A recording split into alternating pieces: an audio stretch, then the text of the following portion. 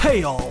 Hollow 2 will be released for the Nintendo Switch at the end of December and can be described as a futuristic, three-dimensional FPS game. This game is dark, desolate, and I wonder if the developers have been inspired by the Alien movies. Sometimes it feels like I'm playing as Ripley herself. Is this game a delayed Christmas present, or is it something you should leave under the Christmas tree to never be opened? In this review, I check out how the game works on the Nintendo Switch and if it's worth buying. Do not forget to subscribe to my channel for more reviews, everything that can be related to Nintendo Switch.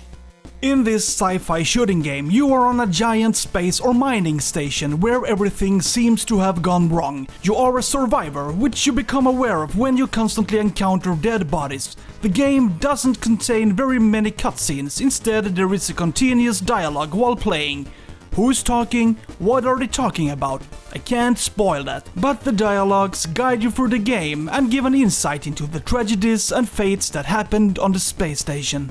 Hollow 2 is a single-player experience. Multiplayer isn't available or playing online. It is also not possible to adjust the X and Y axis on how you want to move the camera. If you push up, the camera moves upwards. If you press down, the camera moves down. Personally, I think it feels awkward. I am used to doing the opposite, and I am a little disappointed as the opportunity to change doesn't exist. However, you can set how sensitive the aim should be, which is positive. Other than that, it's the classic FPS patterns that apply. You can duck, shoot, click on objects, change direction 180 degrees by pressing B, use objects that make you stronger, and use different weapons. It's possible to walk at a slow pace, but it's hard is something I recommend. Instead, it's better to move forward at a steady high speed. You can also choose difficulty, normal or hard. The game is about fighting your way through a giant three-dimensional maze. Along the way, you must reach checkpoints, which is done by eliminating enemies or completing various missions. The tasks are fairly simple because you have a compass that usually leads you in the right direction. This means that you don't have to investigate or explore different parts of the game. Rather, it's like getting from point A to B until you reach the goal. The entertainment value is somewhat mixed. Sometimes you do nothing more than walk around and shoot enemies. It can be a bit monotonous, but at the same time there is something positive and fun in using different weapons and watching your enemies explode. Despite the fact that there are set goals in the game, such as clicking on different objects, it becomes clear after a while how the game is designed. Kill some enemies, push some buttons on a computer, kill some more enemies, and open a door to reach a checkpoint. This is more or less what the game looks like in general. The most fun is driving around in the giant mecha robots. No enemy has a chance against robots' enormous strength. It's fun and a real slaughter party.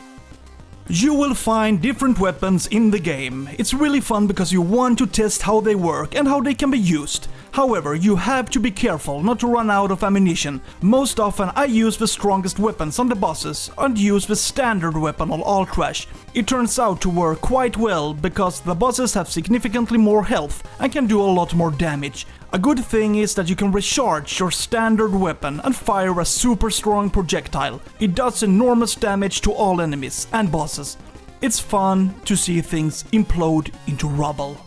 The game runs quite well on the Nintendo Switch actually. On a few occasions I experienced that the game suffered from stuttering, but then there were many enemies on the screen at the same time. I also came across something that I guess is a bug. After getting a bit into the game, I somehow skipped a lot of checkpoints and had to face the game's last boss. I mean, this can't be right. Anyway, the game became much shorter, but in principle everything flowed well right through. I also didn't experience any crashes at all, which is positive. The enemies in the game consist of yellow aliens or mutants, crawling aliens, white enemies that have a ranged attack, exploding enemies, flying beasts and spiders, and that basically sums up all the enemies you see in the game, but they come in large quantities. There is a risk that you will be attacked from all sides if you do not eliminate your enemies within a certain time. In addition, enemies can spawn directly from behind. I don't like this. It becomes difficult to predict the situation and you're overwhelmed by enemies. Sometimes you come across bosses. They can be a little tricky because they usually have different phases, but not all of them. Some bosses are easy because you can just surge them down. If you choose the right weapon, the bosses will die relatively quickly. Other bosses require you to be careful about positioning or being in motion all the time. You can be injured or, in the worst case, one-shotted if they get hold of you. The bosses are definitely a highlight. Unlike all other enemies, the bosses are unique and actually quite fun to meet, and this is because they are so varied, both how they are designed and also how they offer different challenges. Some bosses have several phases, which contributes to the boss's depth, and that you have to adapt to the situation yourself, knowing how to position yourself, what to avoid, and when to attack.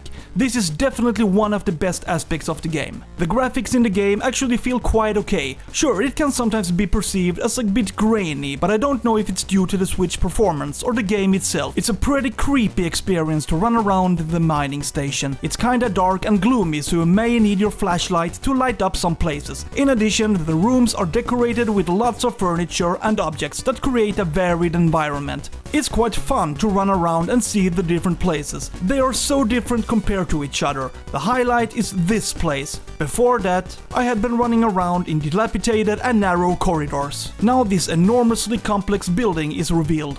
I think it's pretty cool actually. Hollow 2 is a relatively short game. It's possible to complete in around 2 hours. But it contains a lot of action and some intricacies that keep it interesting. Usually you meet hordes of enemies, but they become a bit predictable in the long run. I would have liked more kinds of enemies, a greater variety. However, the bosses stand out, they are well designed, and as a player it requires that you succeed in figuring out how to kill them, what weapon and strategy to use to eliminate your enemy. As I said, the graphics are three-dimensional and often have a dark color palette, but many objects and rooms deviate from the dark, which makes the graphics feel varied and fresh. The control feels okay, but I don't like that I can't adjust the Y and X axis to my liking. I mean that this should be mandatory for all 3D games of this type, but once you get used to the control, you discover that it works quite well anyway. Sure, nothing is better than using a mouse and keyboard for these kind of games, but using the Nintendo Switch Pro Controller works quite well. It is also possible to play handheld and in docked mode. It flows well in both ways. I recommend this game if you like futuristic FPS games where you shoot down aliens and take on bosses. But the game is quite short and unfortunately there is only the possibility to play single player. It would have been fun to explore the space station with a friend, but now it is what it is. Please subscribe to my channel for more reviews and other content. Have a really good day. Bye.